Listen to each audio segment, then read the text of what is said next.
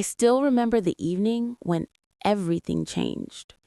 It was quiet, the kind of quiet that feels heavy, like the air itself is waiting for something to happen. I was standing in my own kitchen, holding a cup of warm tea, and for the first time in my life, I felt like a stranger in my own home. It wasn't because of something loud or dramatic. There was no shouting, no slamming doors, no storm, just silence. A silence that hurt more than any harsh word could. My daughter-in-law, Samina, stood across the room. Her arms were folded, her eyes cold, her voice calm in that sharp way that cuts deeper than anger ever could. And she said something so simple, so ordinary, yet it broke something inside me. She said, "Maybe it's better if you stay out of our matters, Ami." She said it without looking up from her phone. She said it like I was an outsider, like I wasn't the woman who raised her husband, my son, through sickness, fear, hope, and love. She said it like I had no place here. I smiled. I don't know why. Maybe because if I didn't smile, I would cry. And I didn't want to cry in front of her. I didn't want her to think she had that power. But inside, I felt myself crumble a little. I walked away quietly, holding my tea with both hands so she wouldn't see them shaking. I remember going to my room, closing the door softly, and sitting on the edge of my bed. I didn't cry immediately. I just sat there, feeling something hollow grow in my chest. I kept thinking, how did I become someone whose presence feels like a burden? When did my place in this house become so small, so fragile? When did I start tiptoeing in the home I built with my own hands? And maybe the most painful thought of all, why hasn't my son said anything? A guest in a home where I had lived for 30 years? My routines, my habits. I'm trying to adjust, she continued.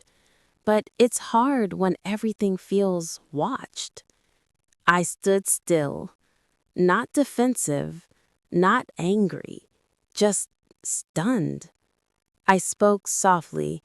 I only cook, clean, and keep things running. I'm not trying to control anything. I know, she said, but your presence is everywhere, and it is affecting my marriage. Her voice cracked slightly. I want to live freely. I want to make my own choices without feeling judged. Judged? I swallowed slowly. Do you feel judged by me? I asked. She looked away. Not exactly judged, just restricted. Silence settled thickly between us. Then she said the sentence that broke me, not loudly, not harshly, but quietly, as if she had been holding it for a long time. Ami, maybe it's better if you give us some space. The words floated in the air, light yet heavy enough to crush something inside me. Space? I repeated softly. You mean... She didn't answer immediately. Instead, she pressed her lips together and whispered, maybe you could stay with your sister for a while, just until things settle. My heart didn't break loudly. It broke silently, the way glass cracks under pressure, quietly but permanently. No apology, no explanation. Just a message that sat somewhere between concern and guilt. I stared at it for a long time. Part of me wanted to ignore it. Another part of me wanted to reply with all the feelings I had swallowed over the years. But instead, I typed, I am fine. I hope you are well. Simple, neutral, gentle. The kind of answer you give when you are protecting yourself without hurting the other person. She replied almost immediately, "The house feels empty without you." My heart trembled a little, not because I felt wanted, but because her words reminded me of something I had forgotten. I had filled that home with love, even when no one asked me to. I didn't reply. I didn't know what to say, so I placed the phone aside and sat quietly. My son called the next day. His voice was low and careful, like someone trying not to step on broken glass. "Mom, where are you?" he asked. "I'm safe. I needed space." There was a long pause. I could feel his breathing on the phone. It reminded me of when he was little and used to fall asleep on my shoulder. Did she say something to you?" he finally asked. That night, I waited for an apology that never came. Not from her, not from him. Not even a soft knock on my door to ask if I was all right. Nothing. Only silence. And yet, months later, when she needed me, when life turned in a way none of us expected, I let her back in, even though she never said the words my heart had been waiting for. This is the story of how I lost my voice, how I found it again, and why I chose forgiveness even when no apology came. Before all of this, before the silence, the distance, and the moment my daughter-in-law pushed me out without even raising her voice, my home was full of warmth. At least, that's how I remember it. Maybe time softens the edges of old memories, but I truly believe we were once a peaceful family. I wasn't a perfect mother, no one is, but I tried. I loved my son Adil with a quiet but steady love.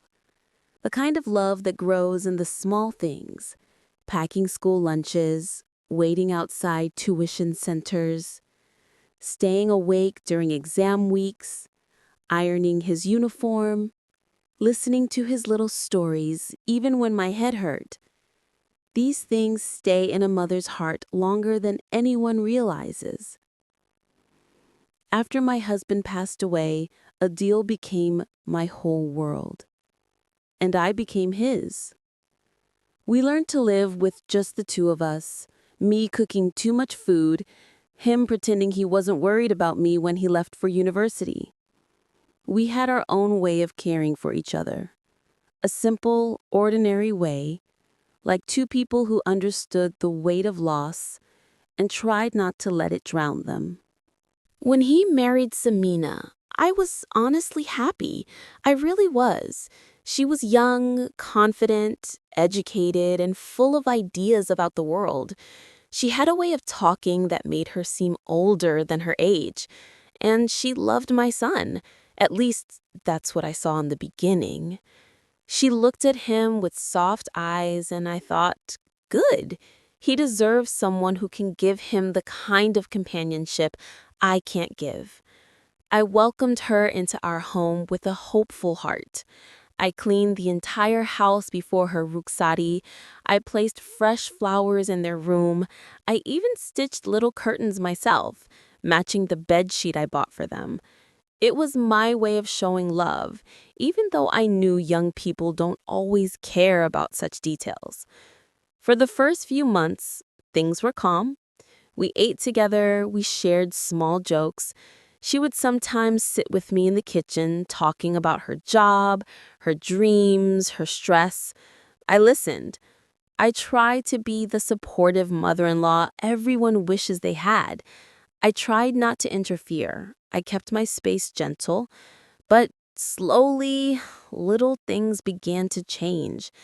Not big things, not dramatic things, just small shifts, like how she stopped joining me in the kitchen, or how she started shutting her room door more often, or how she paused before answering me, as if she needed a moment to decide if my words deserved a response.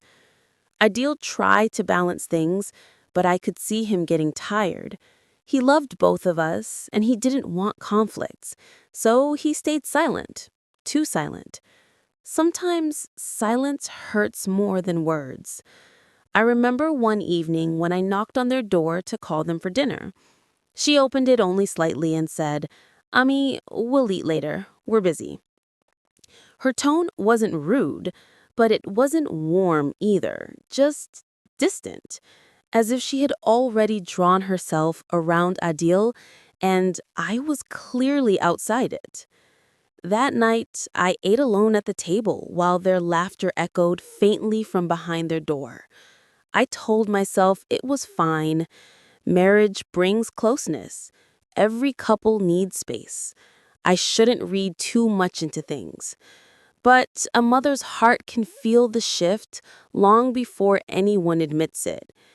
And then there were the little conversations that stung, like when she started calling me by my name instead of Ami, or when she pointed out that modern homes don't need old traditions, or when she corrected the way I arranged the pantry, saying her system was better. None of these moments were enough to break a family, but together they added up. They chipped away at something inside me, a small piece of respect here, a small piece of belonging there. I kept telling myself not to be sensitive, not to take things personally, not to get in the way of their new life. But I was still human. I still felt things.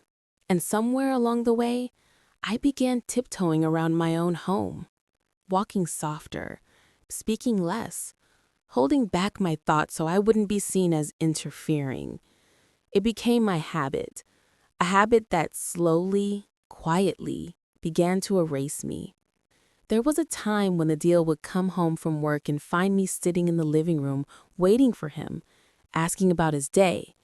But after marriage, he often went straight to his room, not intentionally, not to hurt me, just following a new rhythm of life, a rhythm I tried my best to adapt to, even when it made me feel invisible.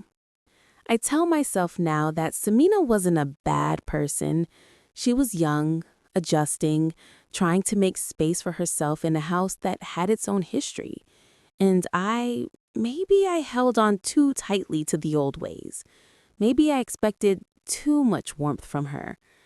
Maybe we were both learning how to share the same home without stepping on each other's shadows. But the truth is, the distance grew faster than either of us could manage. And my son, caught between us, did what many men do. He avoided the tension instead of addressing it. Looking back, I think this was the seed of everything that happened later. Not one big argument, not one cruel moment, just small misunderstandings, small silences, small hurts, little things that built up quietly until the day they finally overflowed. Until the day she told me, in her calm, simple voice, that maybe it was better if I stayed out of their matters. Until the day I realized I had lost my place in the very home I kept alive for decades. But this story isn't just about pain. It's also about what came after, about the moment everything broke, and the moments that slowly stitched us back together, even without the apology I thought I needed. The tension did not arrive all at once. It didn't shout or slam any doors. It came quietly, like the slow dimming of a light. One day I simply realized my home didn't feel like mine anymore. It was a gradual shift, the kind you feel in your bones before you can explain it in words. Adil and Samina were busy with work, and I told myself that was normal. People change after marriage, priorities shift, young couples need time alone. But what began as a few small changes slowly grew into something heavier, something that pressed on my heart in ways I wasn't prepared for. I remember a morning when I woke up early, as I had done all my life. I made breakfast the way Adil always liked. Soft parathas, omelette, and tea with just the right balance of sugar. When they finally came downstairs, the food was cold. They had already eaten in their room. "Oh, you made breakfast," Adil said, looking surprised. "Yes," I answered, with a smile that felt tight around the edges. "Like always."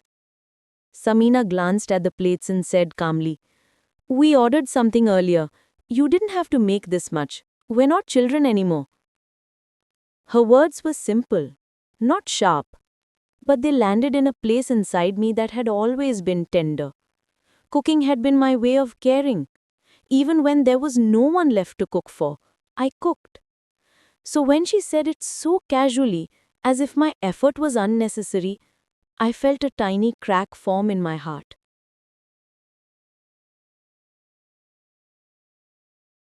I tried to rush it off. One scene doesn't define the family. But slowly, more moments piled up. There were days when she reorganized the entire kitchen without telling me. I walked in, confused, unable to find the spices or the flour or the salt. When I asked where things were, she sighed, as if my questions were interruptions.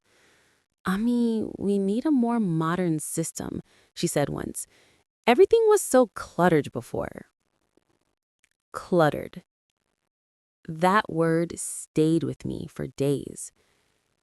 It wasn't just the kitchen. It was as if she wanted to rewrite the whole house.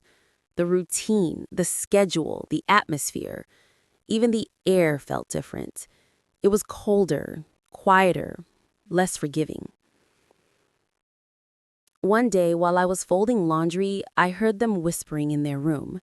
Their voices were soft, but the walls carried sound. I wasn't trying to listen. I was simply walking past. "I feel suffocated sometimes," Samina whispered. Adil said something I couldn't hear clearly. "It's just, she's always here," Samina continued. "I thought after marriage we'd have more space." I froze. "She's your mother. She didn't demand anything," Adil replied, his voice low, tired. "I know, but I want a home that feels like ours, not one where every little thing reminds me it's hers." Those words, I didn't think they would affect me the way they did, but I felt something collapse quietly inside me. I returned to my room slowly, as if every step became heavier. I sat on the edge of my bed and stared at the window. The world outside looked exactly the same. The street, the neighbors' homes, the children playing. But inside, something had shifted in a way I couldn't undo. I didn't tell Adil I heard their conversation. I didn't confront Samina. Instead, I started shrinking myself. It was a strange thing to do, but it felt necessary. I avoided the living room when they watched TV. I didn't enter the kitchen unless they were gone. I stayed in my room longer than usual, pretending to be busy, pretending I didn't notice the silence growing around me. Me. Adil sensed the change, but he didn't have the courage to face it. One evening, he came to my room. "Ami," he said, "you know we love you. You know that, right?" I nodded with a smile that wasn't real. He continued, "It's just, Samina is adjusting. Marriage is new. She gets stressed easily. She doesn't mean anything." I wanted to tell him that he didn't need to explain, that I understood. But understanding and not hurting are two very different things. "I know," I whispered. "She's young. She'll settle." Even as I spoke those words, a part of me wondered if I was trying to convince him or myself. The hardest part was watching my son struggle silently. He had always been the kind of person who hated conflict, the kind who solved problems by avoiding them. He would change the subject, leave the room, or pretend everything was fine, even when it wasn't. And because he didn't speak, I didn't speak either. And because neither of us spoke, the distance between all of us grew. Another moment stands out. A small one, but meaningful. I was sitting on the sofa, sewing a torn pillow cover. It was something I enjoyed doing in the afternoons. Samina walked in, glanced at the thread box and needles on the table, and immediately frowned. "Ami, can we please keep things a bit tidier? Guests might come and the living room looks messy." I looked around. The room was perfectly clean. Only the small sewing basket was on the table. "Of course," I said, closing the lid gently. She didn't say it harshly, but it felt like another reminder. This isn't your space anymore. Even the simple act of sitting somewhere began to feel like an intrusion. There were nights when I heard them argue in low voices, the kind of arguments couples have when they don't want anyone else to hear, but also can't keep things inside anymore. "This is my home too," Adil said once. "I never said it wasn't. I just want some privacy." "I'm trying," he whispered. "But she's my mother. And I'm your wife." The hallway went silent after that. So did I. That night, I cried quietly into my pillow, not because of anger, but because of the helplessness of watching your child torn between two people he loves. That is a pain only a mother understands. I didn't tell anyone, not my sister, not my relatives. I didn't want pity. I didn't want people saying things like, "This happens in every house," or "You should move out," or "You're too soft-hearted." I stayed silent. And in that silence, my heart became heavier each day. It wasn't sadness. It was a quiet understanding. Sometimes stepping back is the kindest thing you can do. Later, in the afternoon, I went to the kitchen to cut some fruit. I heard Samina and her sister talking in the living room. Their tone was casual, but their words found me in a way I didn't expect. Her sister asked, "So, how is it living with your mother-in-law? Is it manageable?" I waited for Samina's response, hoping to hear something tender, something warm. Not praise, not admiration, just something kind. But she laughed lightly, almost nervously. "It's fine," she said, "but you know how elders are. They don't understand boundaries. Sometimes I feel like I can't breathe freely." Her sister hummed sympathetically. Samina continued, "I just want my own home, where I can decide everything, where I don't have to worry about hurting someone's feelings all the time." I stood there, holding the knife in midair, the fruit forgotten on the counter. She had said it so casually, so lightly, as if I wasn't a person with feelings, just an obstacle to her comfort. I didn't walk away immediately. I stayed there, letting her words sink into me slowly, like raindrops soaking into the earth. I felt something twist gently inside my chest. I wasn't angry. Anger would have been easier. I was tired. Tired in a way I had never been before. That evening, the real turning point happened. We were all at the dinner table.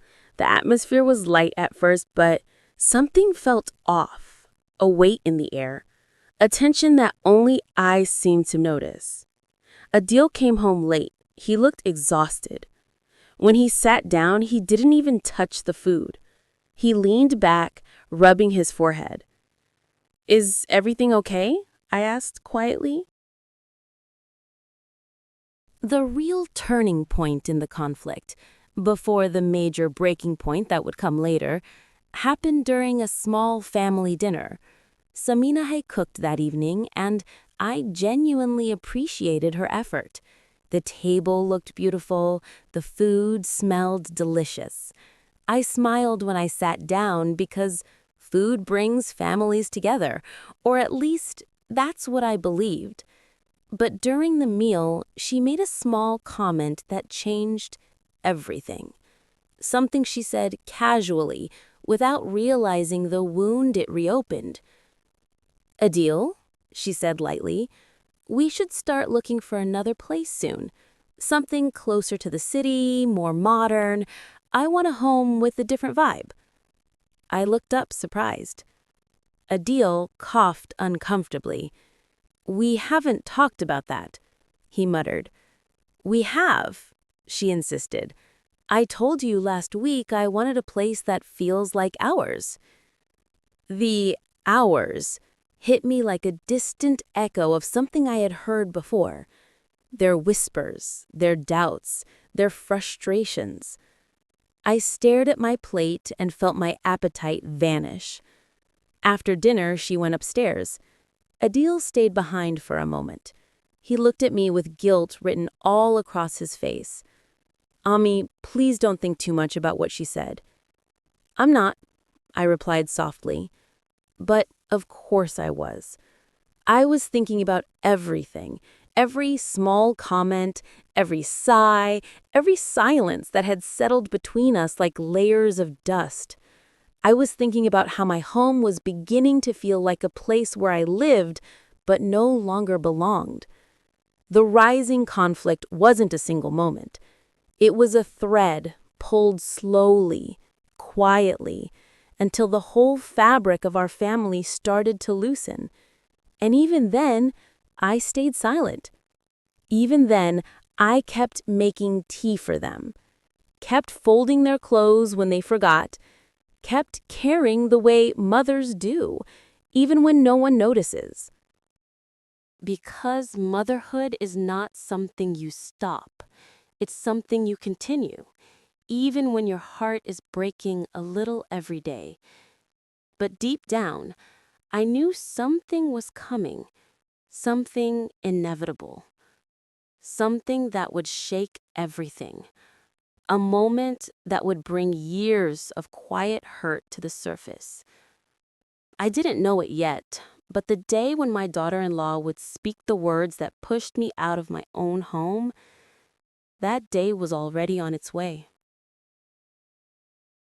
The day everything shifted did not begin dramatically. It began quietly, like any other ordinary morning. The sun was soft. The house smelled faintly of tea and detergent. I woke up early, folded my prayer mat, and stepped into the hallway with a peaceful heart. I didn't know that by the end of that day, my world would feel smaller. I didn't know that a sentence, just one, would stay with me for months. I didn't know that silence could break a heart more than anger ever could. I only knew what started simply. Samina had invited her older sister to visit for the weekend. I was happy. I even helped prepare the guest room, dusting the shelves and adding fresh linens.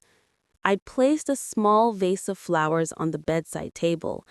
It made me smile. Hosting guests always gave me joy.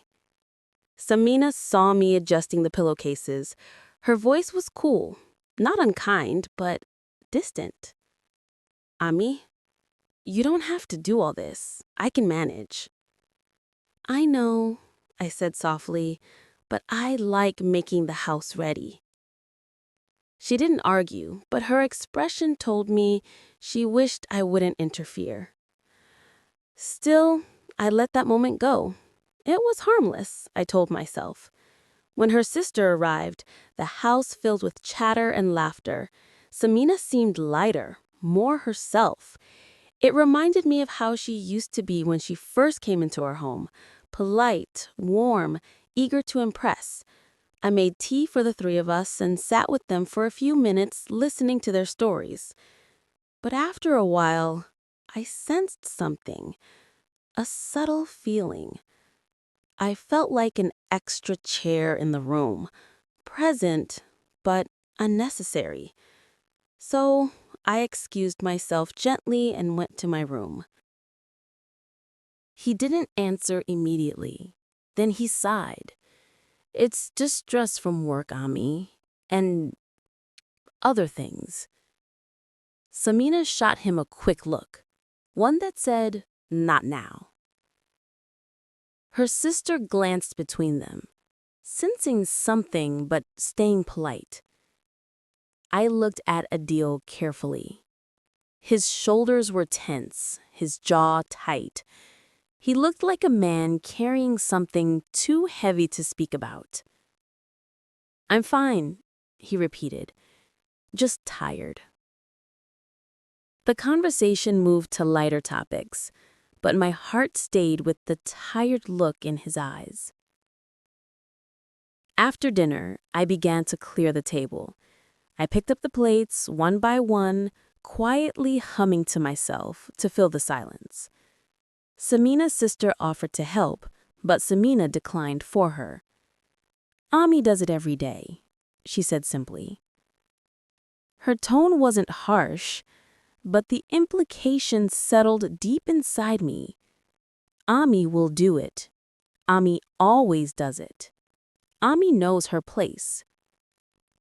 Still, I kept cleaning. When all the dishes were in the sink, I heard footsteps behind me. Samina entered the kitchen. I could tell from her posture, stiff shoulders, tight face, that something was coming. "Ami," she said in a low voice, "can we talk?" I dried my hand slowly and turned to face her. Her sister's laughter drifted from the living room. Adil was upstairs. It was just the two of us. "What is it, Beta?" She took a breath, the kind people take before saying something difficult.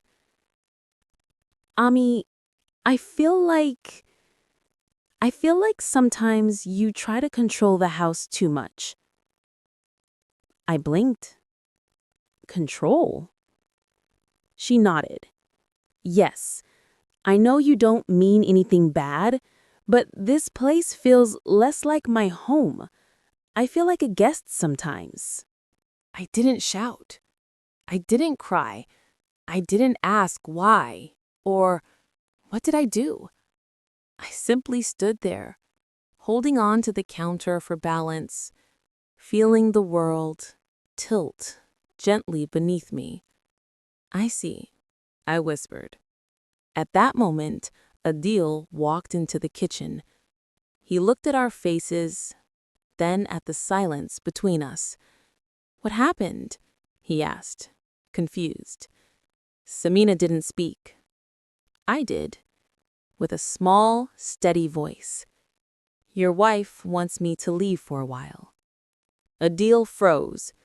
"Ami, no, that's not—" "It's okay," I said, raising my hand lightly.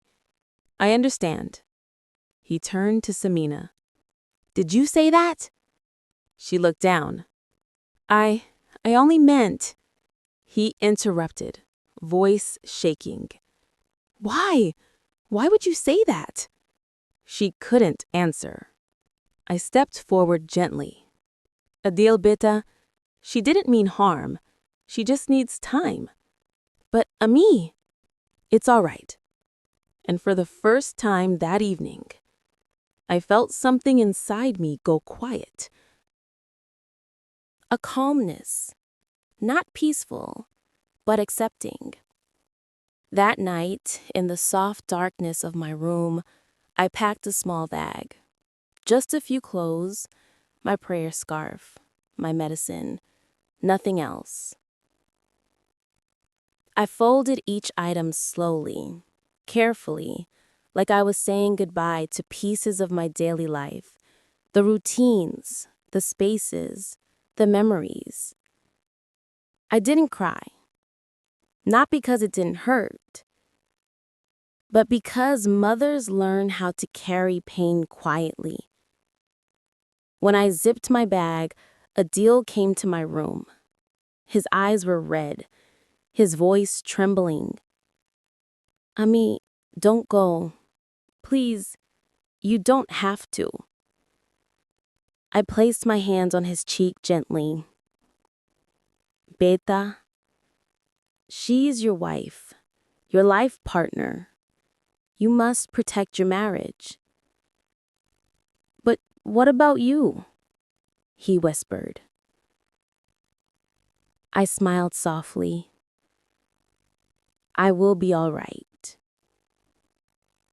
He leaned his forehead against my shoulder and cried, not loudly, but helplessly.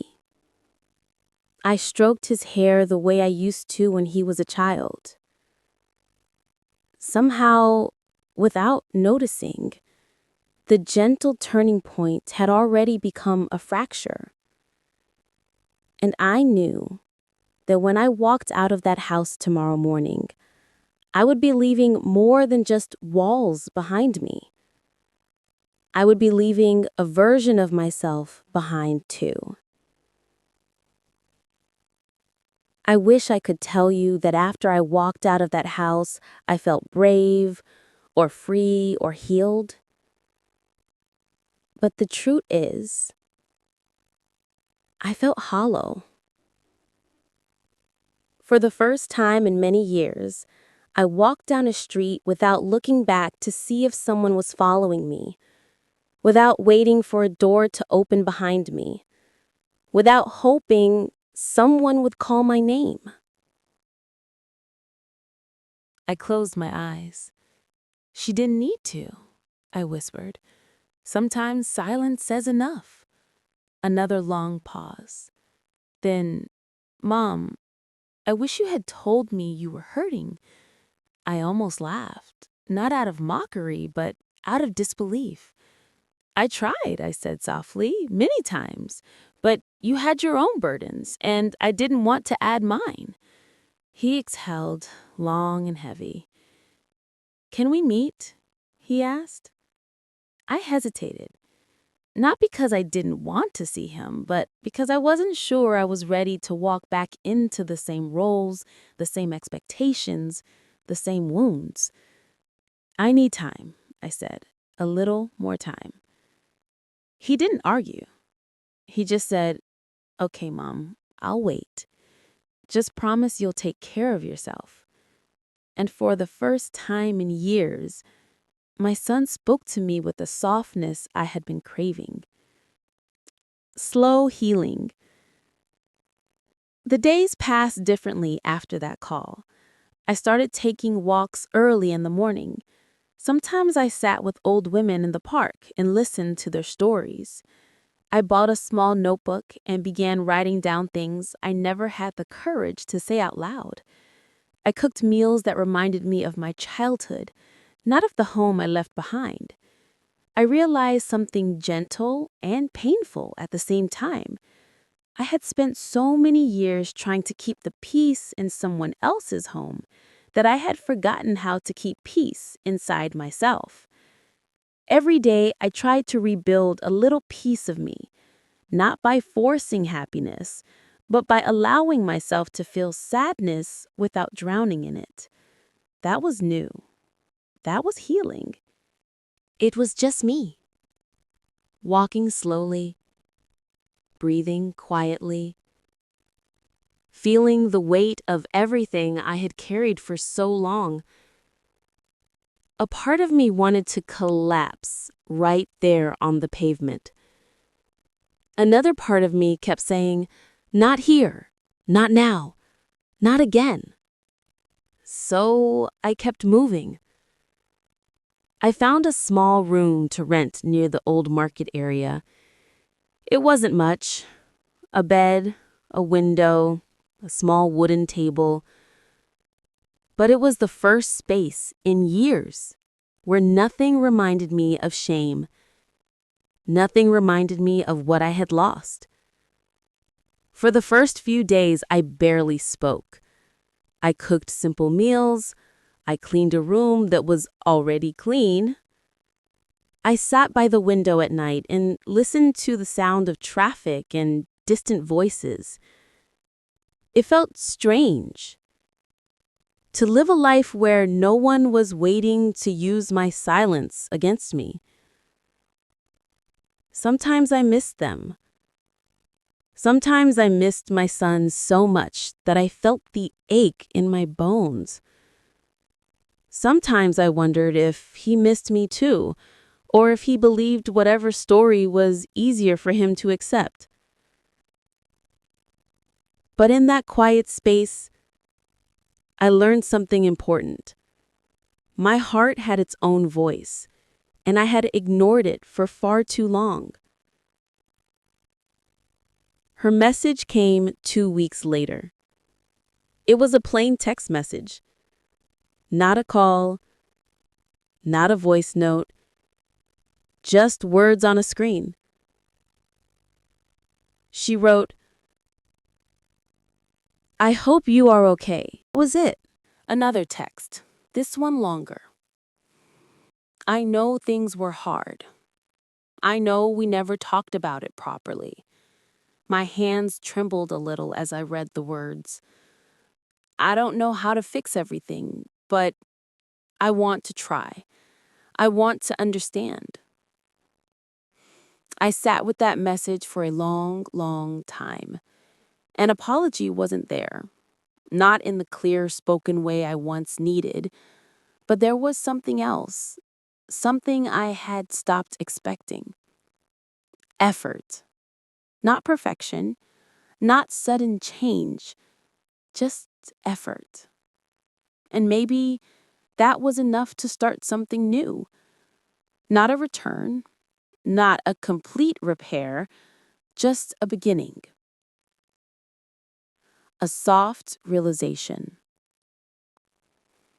One evening, I sat by my window and watched the sun disappear behind the rooftops.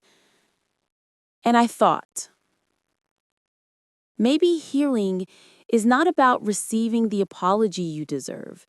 Maybe it's about learning that your worth was never dependent on someone else's words. I smiled softly to myself. I had waited years for her to say sorry, years for my son to see the truth, years for my pain to be recognized. But I finally understood. Recognition from others isn't healing. Recognition from yourself is. And that is what I was slowly, quietly learning. I think the most surprising part of this whole journey was how quiet the ending felt. No grand moment, no dramatic confrontation, no sudden, perfect reconciliation, just small steps, soft decisions, a gentle new beginning that didn't ask me to forget the past or cling to it. Sometimes endings don't come with doors slamming shut. Sometimes they come with a slow, steady closing, like someone carefully putting a book back on a shelf. My son came to see me, not with flowers, not with guilt, not with explanations, just with a simple knock on my door and a soft, uncertain smile. "Mom," he said, standing there like a boy who wasn't sure if he was welcome. And in that moment, every motherly instinct inside me rose like a tide. I opened the door wider and said, "Come in." He looked around my small room. He saw the 2 cups on the table, the notebook with my handwriting, the simple curtain I tied back to let morning light in. "It's peaceful here," he said. And I nodded. "It is." We didn't talk about the day I left. We didn't talk about what she said or what she didn't say. Instead, we talked about little things. His work, the weather, how he missed my cooking, how he missed hearing someone say, "Come home safe," when he left for the day. He told me he visited the doctor because stress had been eating at him. He said he had nightmares about me leaving forever. I listened, quietly. I didn't interrupt. I didn't try to soothe. I simply held his words the way I once held his tiny hands, carefully, gently, with love. Before he left, he looked at me with red eyes and whispered, "Mom, I should have asked how you were feeling. I'm sorry I didn't." It wasn't the apology I had waited years to hear, but it was honest. It was real.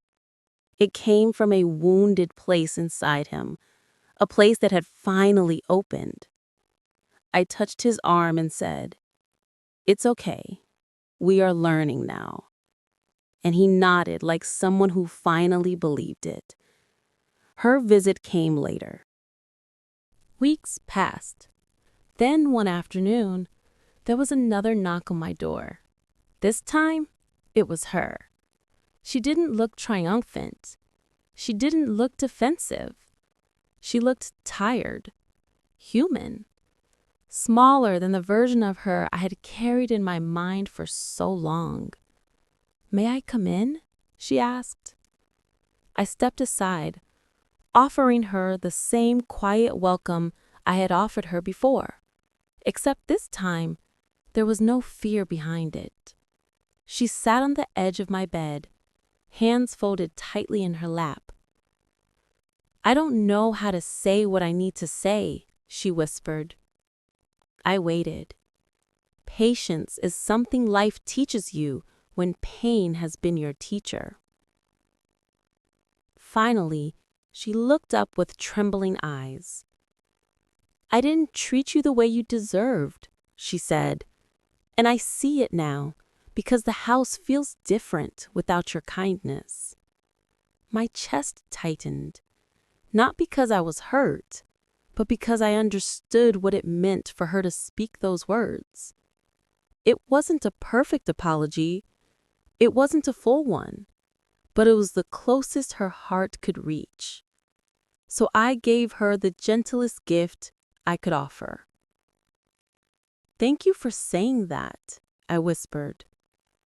There was no anger in my voice, no bitterness, just quiet acceptance, the kind that grows only when you've stopped needing someone to fix the past. We talked a little, nothing heavy, nothing painful, just two women sitting in a small room, finally speaking without a wall between them. When she left, she turned back and said, "I hope we can start again slowly." And I nodded. Slowly is enough. My final reflection. Life rarely gives us the apologies we want, but sometimes it gives us something softer, something quieter, something real, an opening, a chance, a small doorway back to connection. Healing didn't happen in their house. Healing happened when I found a place where I could hear myself breathe. Forgiveness didn't come from their words. It came from my decision to stop carrying the weight that never belonged to me. I learned that love doesn't have to return to where it started. Sometimes it simply needs to grow where it is finally respected. And I learned something else, something I hope stays with anyone who listens to my story. You do not need a perfect apology to free your heart. You only need the courage to choose peace, even if you choose it alone. This is my ending. Not dramatic, not loud, just gentle. A soft, quiet ending that finally feels like home.